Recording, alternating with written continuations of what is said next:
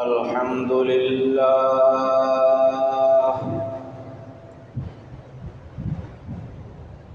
الحمد لله شارع الأحكام والصلاة والسلام على نبي قد أتانا بالهدى وآله وصحبه الكرام على ممر الدهر والأعوام. أما بعد فأعوذ بالله من الشيطان الرجيم. بسم الله الرحمن الرحيم. إذا جاء نصر الله والفتح ورأيت الناس يدخلون في دين الله أفواجا فسبح بحمد ربك واستغفره إنه كان توابا. صدق الله العظيم. رب اشرح لي صدري ويسر لي أمري واحلل عقدة من لساني يفقهوا قولي. سبحانك لا علم لنا إلا ما علمتنا إنك أنت العليم الحكيم. اللهم صل على سيدنا محمد كلما ذكره الذاكرون وكلما غفل عن ذكره الغافلون.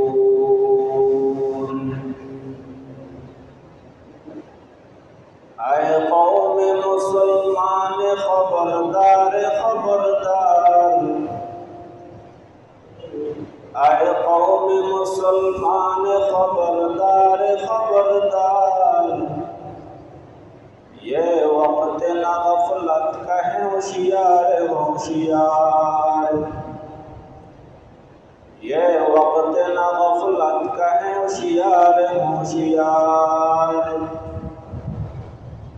تو مرد مسلمان ہے تو مرد مسلمان. تو مرد مسلمان ہے تو مرد مسلمان. ایک ہاتھ میں تلوار ہے ایک ہاتھ میں قرآن. ایک ہاتھ میں تلوار ہے ایک ہاتھ میں قرآن. بازو تیرا توحید کی قوت سے قوی ہے. بازو تیرا توحید کی قوت سے قوی ہے. اسلام تیرا دین ہے تو مصطفی ہے. اسلام تیرا دین ہے تو مصطفی ہے. দয়াময় রব্বুল আলামিনের শুকরিয়া জ্ঞাপন করি যে মহান রব্বুল আলামিন আমাকে আপনাকে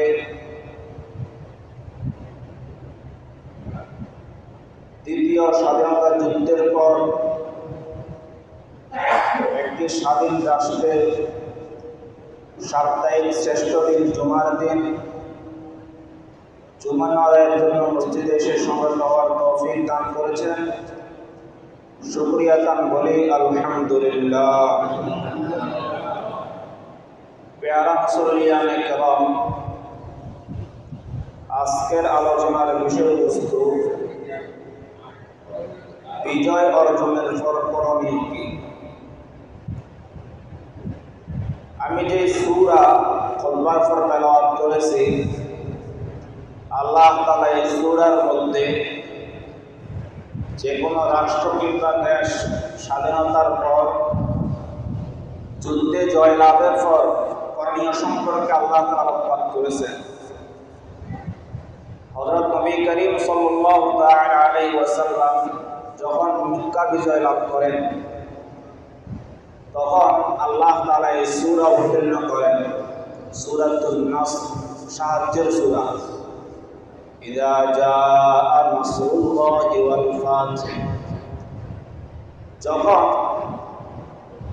মক্কা বিজয় হবে, ওয়ারাআইতান নাসা ইয়াদখুলুনা ফি দীনিল্লাহি আফওয়াজা, মানুষ দলে দলে ইসলামের মধ্যে প্রবেশ করবে। ফাসাব্বিহ বিহামদি রাব্বিকা ওয়াস্তাগফির, এই আয়াতের মধ্যে আল্লাহ তাআলা বিজয়ের পর তিনটি কাজ করার জন্য বলেছেন।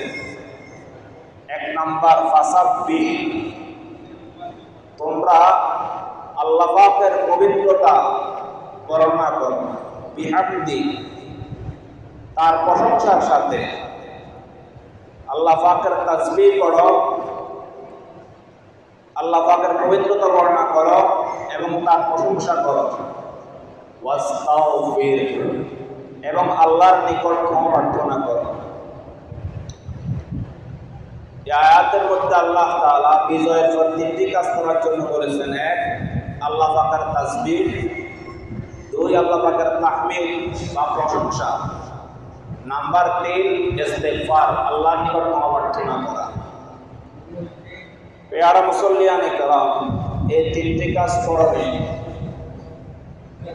আরো অনেকগুলা কাজ হলো বর্জনীয় বিজয়ের পর। এর মধ্যে এক নাম্বার হলো লুটতরাজ, মুক্ত সমাজ গঠন করা। সপ্তম হিজরিতে নবী সাল্লাল্লাহু আলাইহি ওয়াসাল্লাম একটি যুদ্ধ করেছেন, হুদাইবিয়া, খাইবার যুদ্ধ। ইহুদিদের সাথে যুদ্ধ সংঘটিত হয়েছিল।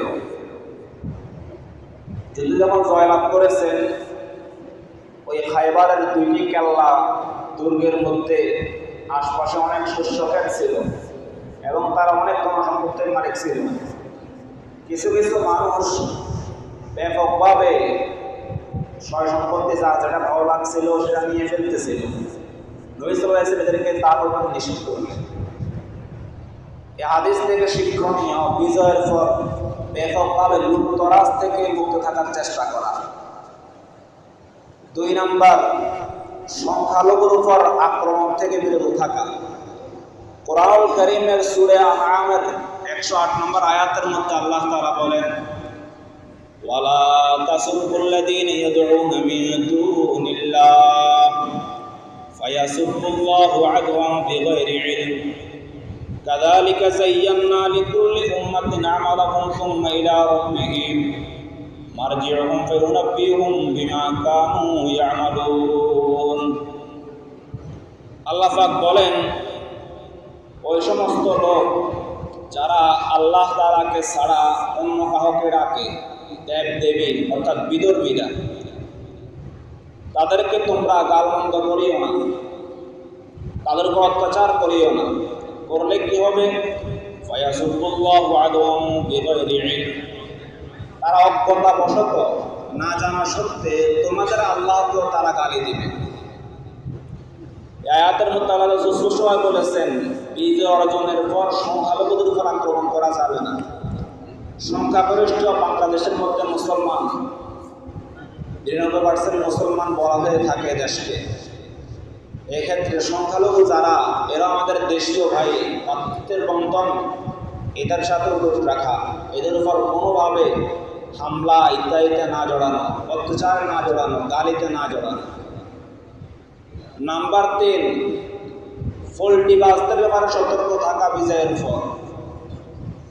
এ সম্পর্কে আল্লাহ তাআলা সূরা নিসার 141 নম্বর আয়াতের মধ্যে বলেন, আল্লাযীনা ইয়াতারাব্বাসুনা বিকুম ফাইন কানা লাকুম ফাতহুম মিনাল্লাহি ক্বালু আলাম নাকুম মা'আকুম ওয়া ইন কানা লিল কাফিরিনা নাসীব ক্বালু আলাম নাস্তাহবিদ আলাইকুম ওয়া নামনাকুম মিনাল মুমিনিন আল্লাহু ইয়াহকুমু বাইনাকুম ইয়াওমাল কিয়ামাহ। আল্লাহ পাক বলেন, ওই সমস্ত লোক যারা সুযোগের অপেক্ষায় থাকে, ফাইন কানা লাকুম ফাতহুম মিনাল্লাহ, যখন আল্লাহ তাআলার পক্ষ থেকে কোনো দেশ স্বাধীনতা লাভ করে, বিজয় লাভ হয়, আল্লাহ তাআলার পক্ষ থেকে বিজয় প্রাপ্ত হয়, কিছু অসাধু মানুষ, সাধু মানুষ, সুযোগ সন্ধানী মানুষ এরা অপেক্ষায় থাকে। যারা বিজয় হয়েছে এদেরকে বলে, ক্বালু আলাম নাকুম মাআকুম, আমরা না তোমাদের সাথে ছিলাম। এরা ফল্টিবাজ। ওয়া ইন কানাল কাফিরুন নাসীর, আর যদি কাফেররা বিজয় লাভ করে, অত্যাচারীরা বিজয় লাভ করে, স্বৈরাচাররা বিজয় লাভ করে, তখন তাদেরকে বলে, ক্বালু আলাম নাহবিদ আলাইকুম ওয়া নামনাকুম মিনাল মুমিনিন, আমরাও তোমাদেরকে মুমিনদের থেকে, ঈমানদার থেকে রক্ষা করেছিলাম, আমরাও তোমাদের সাথে আছি। আল্লাহ বলেন, আল্লাহু ইয়াহকুমু বাইনাকুম ইয়াওমাল কিয়ামাহ, আল্লাহ পাক তোমাদের মাঝে এবং তাদের মাঝে কিয়ামতের দিন বিচার করবেন। কারা সঠিক দলে ছিল, কারা বেঠিক দলে ছিল, এটা আল্লাহ তাআলা কিয়ামতের দিন স্পষ্ট করে দিবেন। উক্ত আয়াতের মধ্যে আল্লাহ তাআলা যারা সুযোগ সন্ধানী, সুযোগের অপেক্ষায় থাকে, পল্টিবাজ, এদের ব্যাপারে আল্লাহ তাআলা সতর্ক করেছেন। দেশ দ্বিতীয়বার স্বাধীন হয়েছে, কিছু অসাধু মানুষ এখন পর্যন্ত কিছু করতে পারে নাই, এখন ব্যাপকভাবে লুটতরাজ, সন্ত্রাসকাণ্ড চালাচ্ছে।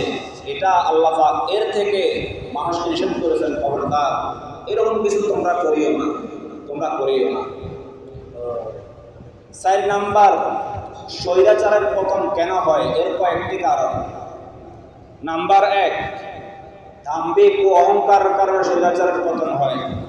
আল্লাহ তাআলা এই সম্পর্কে সূরা লুকমানের 18 নম্বর আয়াতের মধ্যে বলেন, ওয়ালা তুসাক্কির খাদ্দাকা লিন-নাস ওয়ালা তামশি ফিল আরদি মারহা ইন্নাল্লাহা লা ইউহিব্বু কুল্লা মুখতালিন ফাখুর।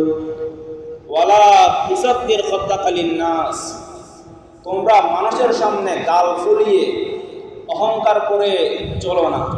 ওয়ালা তামশি ফিল আরদি মারহা, এবং জমিনের বুকে গর্ব করে দাম্ভিকতার সহিত বিচরণ করিও না। ইন্নাল্লাহা লা ইউহিব্বু কুল্লা মুখতালিন ফাখুর, নিশ্চয় আল্লাহ তাআলা অহংকারকারীদেরকে পছন্দ করেন না। তারা যারা স্বৈরাচার, দাম্ভিকতা, অহংকার, গাল ফুলিয়ে চলে, নিজেকে বড় মনে করে চলে, এদের পতন সুনিশ্চিত। কারণ যাদেরকে আল্লাহ তাআলা পছন্দ করেন না, এরা দুনিয়াতে টিকে থাকা এদের জন্য মুশকিল হয়ে যায়, কঠিন হয়ে যায়। নাম্বার 2, স্বৈরাচারের পতন কেন হয়? মিথ্যা দিয়ে সবাইকে গায়েল করার জন্য স্বৈরাচারের পতন হয়। মিথ্যার মাধ্যমে একটি দেশকে যদি প্রতিষ্ঠিত করতে চায়, তাহলে ওই স্বৈরাচার বেশি দিন টিকে না। এই সম্পর্কে কোরআন কারীমের সূরা বনী ইসরাঈলের 36 নম্বর আয়াতের মধ্যে আল্লাহ তাআলা বলেন, ওয়ালা তাকফু মা লাইসা লাকা বিহি ইলম ইন্নাস সামআ ওয়াল বাসারা ওয়াল ফুআদা কুল্লু উলাইকা কানা আনহু মাসউলা। হে লোক সকল, যে বিষয় সম্পর্কে তোমাদের জ্ঞান নেই, সেটার পিছনে তোমরা পড়িও না সত্য মনে করে। কেননা কিয়ামতের দিন চোখ, কান, অন্তরকে জিজ্ঞাসা করা হবে। এখন তো আমি মুখ আছে কথা বলতে পারি, কিন্তু কিয়ামতের দিন আমার কান কথা বলা শুরু করে দিবে, আমার চোখ কথা বলা শুরু করে দিবে, আমার অন্তর পর্যন্ত কথা বলা শুরু করে দিবে। তখন আমার মুখ বন্ধ করে দেওয়া হবে। আয়াতের মধ্যে আল্লাহ তাআলা বলেছেন, শুধুমাত্র বাহ্যিক দৃষ্টিতে উন্নয়নমূলক অনেক কিছু দেখতেছ, কিন্তু এর ভিতরে কি পরিমাণ চুরি হয়েছে সেটা তুমি লক্ষ্য করতে হবে। বাজেটের কি 100% 70% চুরি হচ্ছে না 30% কাজ হচ্ছে, সেটা তোমাকে খেয়াল রাখতে হবে, সেদিকে লক্ষ্যপাত করতে হবে। কারণ শুধুমাত্র চোখের দেখা এটা মিথ্যা হতে পারে। এজন্য মিথ্যা দিয়ে যদি কাউকে কেউ গায়েল করতে চায়, সেক্ষেত্রে ওই গায়েলকারের পতন সুনিশ্চিত হয়ে দাঁড়ায়। পেয়ারা হাজরিন, 3 নাম্বার, স্বৈরাচারের পতন হয়ে থাকে সেবক মনে না করে প্রভু মনে করা নিজেকে। নবী সাল্লাল্লাহু আলাইহি ওয়াসাল্লাম হাদিসের মধ্যে এরশাদ করেন, ক্বালা রাসূলুল্লাহ সাল্লাল্লাহু আলাইহি ওয়াসাল্লাম সাইয়্যিদুল কওমি খাদিমুহুম। নবীজি বলেন, আল্লাহ তাআলা যদি কোনো মানুষকে কোনো গোত্রের সরদার বানায়, সে যেন এটা মনে করে আমি এদের সরদার নয়, বরং আমি এদের সেবক। সাইয়্যিদুল কওমি খাদিমুহুম, কওমের সরদার যে হবে, দেশের নেতা যে হবে, দেশের প্রধান যে হবে, সেটা মনে করতে পারবে না আমি শাসক এবং আমি প্রভু হয়ে গেছি দেশের জন্য, বরং আমাকে এটা মনে করতে হবে আমি দেশের জনগণের সেবক, দেশের জনগণের চাকর, দেশের জনগণের চাকর। যদি এটা মনে না করা হয় তাহলে তার অতি শীঘ্রই পতন ঘটে। নাম্বার 4, বিরোধীদের ঘায়েল করতে নির্দিষ্ট কোনো একটা সংগঠনের উপর নির্ভর করা, এই ক্ষেত্রে ছাত্র সংগঠনকে যথেষ্ট মনে করা, এটাও স্বৈরাচারের পতনের জন্য একটি কারণ। আল্লাহ তাআলা কোরআন কারীমের সূরা আজ-জুমার 34 নম্বর আয়াতের মধ্যে বলেন, আলাইসাল্লাহু বিকাফিন আবদা ওয়া ইউখাউফুনাকা বিল্লাযীনা মিন দুনি ওয়া মান ইউদ্লিল্লাহু ফামা লাহু মিন হাদ। হে রাসূল, আল্লাহ কি তার বান্দাদের জন্য যথেষ্ট নয়? ওয়া ইউখাউফুনাকা বিল্লাযীনা মিন দুনি, তারা আল্লাহকে ছাড়া কেন অন্যদের ব্যাপারে ভয় দেখায়? ওয়া মান ইউদ্লিল্লাহু ফামা লাহু মিন হাদ, আল্লাহ যাকে বিপথগামী করেন তাকে সঠিক পথ কেউ দেখাতে পারে না। উক্ত আয়াতের মধ্যে আল্লাহ তাআলা বলেন, আল্লাহই বান্দার জন্য যথেষ্ট, আল্লাহই বান্দার সাহায্যকারী।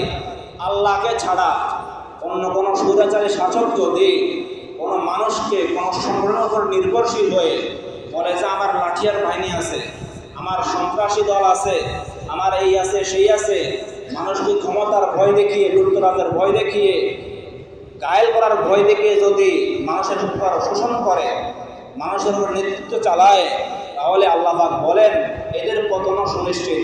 অতি শীঘ্রই আল্লাহ তাআলা এদেরকে পাকড়াও করবেন, অপদস্থ করে দিবেন। পেয়ারা হাজরিন, স্বৈরাচারের আরও একটি কারণে পতন হয় মানুষকে তুচ্ছ তাচ্ছিল্য মনে করলে। আল্লাহ তাআলা কোরআন কারীমের সূরা আল-হুজুরাতের 1 নম্বর আয়াতের মধ্যে বলেন, ইয়া আইয়ুহাল্লাযীনা আমানু লা ইয়াসখার কওমুম মিন কওমিন আসা আন ইয়াকুনু খায়রাম মিনহুম ওয়ালা নিসাউম মিন নিসাইন আসা আন ইয়াকুননা খায়রাম মিনহুম ওয়ালা তালমিজু আনফুসাকুম ওয়ালা তানাবাযু বিল আলকাব বিসা ইসমুল ফুসুক বা'দাল ঈমান ওয়া মান লাম ইয়াতুব ফাউলাইকা হুমুল যালিমুন। আল্লাহ পাক বলেন, হে ঈমানদারগণ, তোমাদের মধ্যে যারা পুরুষ তারা যেন অন্যান্য পুরুষদেরকে উপহাস না করে।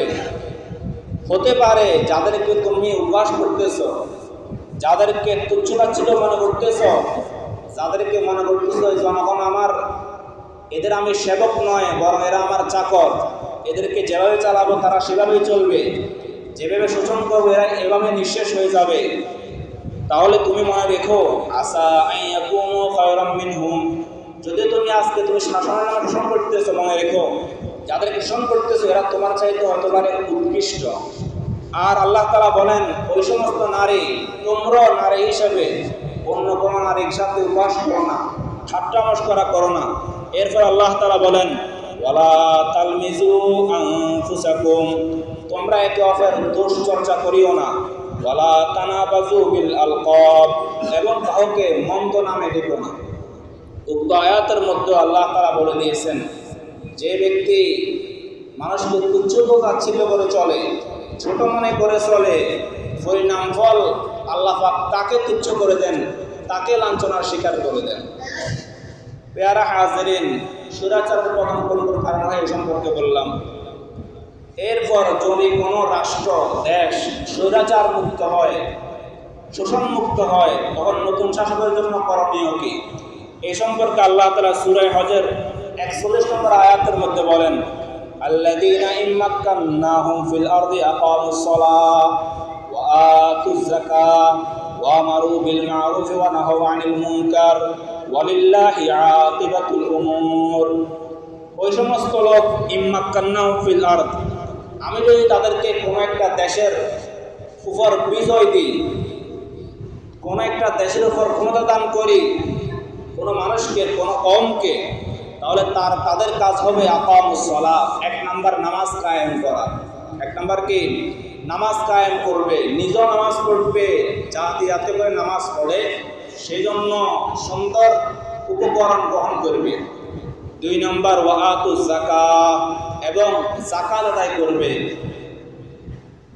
এটাও রাষ্ট্রনীতির অন্তর্ভুক্ত।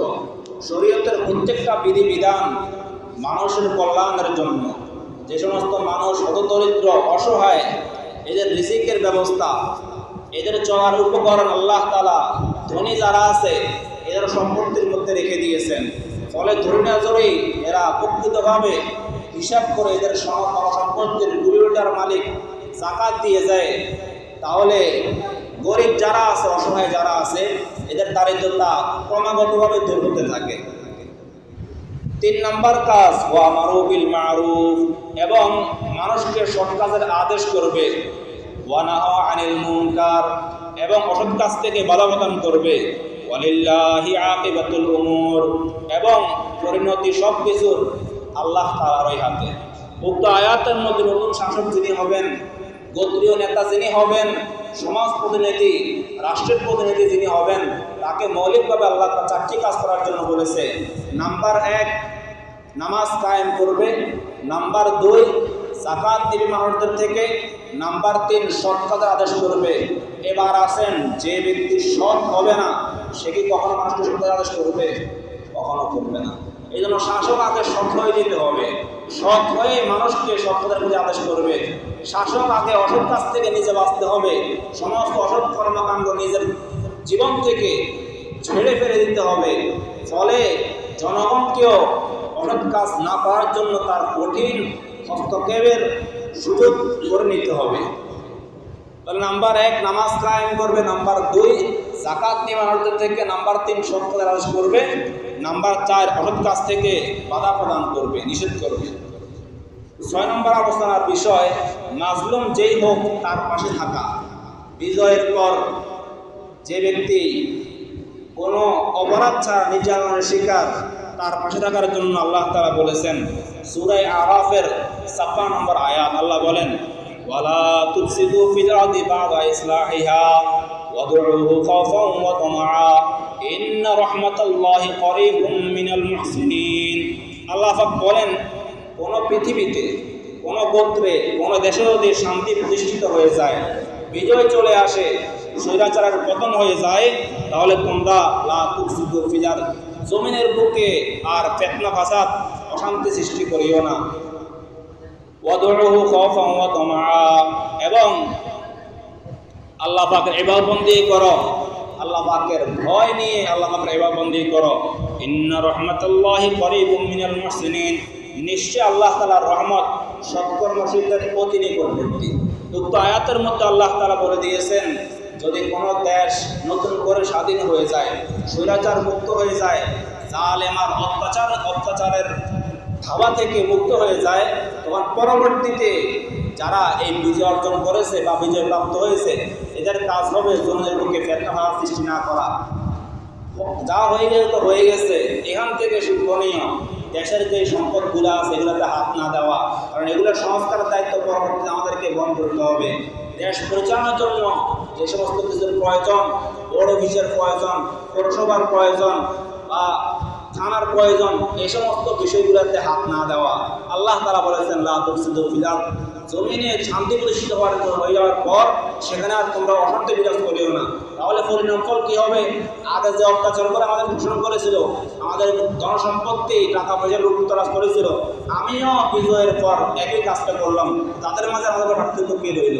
যেন এখান থেকে শিক্ষা লাভ তুলসিদ ফিরাত, বিজয়ের পর আর কোনোভাবে কোনো মানুষের ধনসম্পত্তি নষ্ট করবা না, দেশের সম্পদকে আর নষ্ট করবা না। পেয়ারা হাজেন, আমাদের জন্য বড় একটি শিক্ষা আল্লাহ পাক সূরা ইব্রাহিমের 42 নম্বর আয়াতের মধ্যে বলেন, ওয়ালা তাহসাবান্নাল্লাহু গাফিলান আম্মা ইয়ামালুয যালিমুন ইন্নামা ইউআখিরুহুম লিয়াউমিন তাশখাসু ফীহিল আবসার। তুমি এই কথা কখনো মনে করো না যে জালেমগণ যা করছে, অত্যাচারীরা যা করছে, এ সম্পর্কে আল্লাহ তাআলা বেখবর। অতি শীঘ্রই আল্লাহ তাআলা তাদেরকে শুধু সুযোগ দিচ্ছেন, অতি শীঘ্র এদের চোখ কম্পিত হয়ে যাবে, অর্থাৎ এদেরকে আল্লাহ তাআলা পাকড়াও করবেন। একটি গরুকে জমিনে নিয়ে যাওয়ার পর যেভাবে খুঁটি যেটা আছে জমির বুকে গেঁথে দেয় আর গরু চলতে থাকে ঘাস খাওয়ার জন্য, যেটি চলে যায় থাকে, রশির পাশ যখন শেষ হয়ে যায় এবার আর যেতে পারে না। অনুরূপভাবে জালেম যারা, অত্যাচারী যারা, সাথে সাথে আল্লাহ তাদেরকে পাকড়াও করেন না, সুযোগ দেন 5 বছর, 10 বছর, 15 বছর, 17 বছর পর্যন্ত তুমি নির্যাতন করলা, এরপর আল্লাহ তাআলা পাকড়াও করেছেন, লাঞ্ছনার শিকার করে অপমান করে দেশ থেকে বিতাড়িত করেছেন। পেয়ারা হাজির, যোগে যোগে যত জালেম ছিল এদেরকে আল্লাহ তাআলা ধ্বংস করে দিয়েছেন। কোরআন কারীমের সূরা আনকাবুতের 29, 39, 40, 43 নম্বর আয়াতের মধ্যে আল্লাহ তাআলা বলেছেন, ফেরাউন এই জমিনের বুকে নৈরাজ্য চালিয়েছিল, অত্যাচার চালিয়েছিল। ফেরাউনকে আল্লাহ তাআলা মূসা আলাইহিস সালামের মাধ্যমে লোহিত সাগরে চুবিয়ে মেরেছেন। হামান এই জমিনের বুকে নৈরাজ্য চালিয়েছিল, অত্যাচার করেছিল, এদেরকে আল্লাহ তাআলা ধ্বংস করিয়েছেন। নমরুদ এই জমিনের বুকে অত্যাচার করেছে মানুষের উপর, আল্লাহ তাআলা এদেরকে ধ্বংস করে দিয়েছেন। যোগে যোগে যারাই জালেম হয়েছে, জনগণের উপর অত্যাচার করেছে, এদেরকে আল্লাহ তাআলা ধ্বংস করে দিয়েছেন। এই থেকে পরবর্তী প্রজন্মের শিক্ষা, যারাই নতুন করে শাসক হবেন যাতে করে জনগণের জানমাল মানবতার নিরাপত্তা লাভ হয় এবং মানুষের উপর বিন্দু পরিমাণ কোনো জুলুম না হয়, সেটা যদি আবার নতুনভাবে হয় আবারও এদেরও পতন হয়ে যাবে। আল্লাহ তাআলা যা রচনা করলাম আমাকে এবং আমাদের সবাইকে বুঝে আমল করার তৌফিক দান করুন। সবাই বলি আমিন। ওয়া আখিরু দাওয়ানা আলহামদুলিল্লাহি রাব্বিল আলামিন।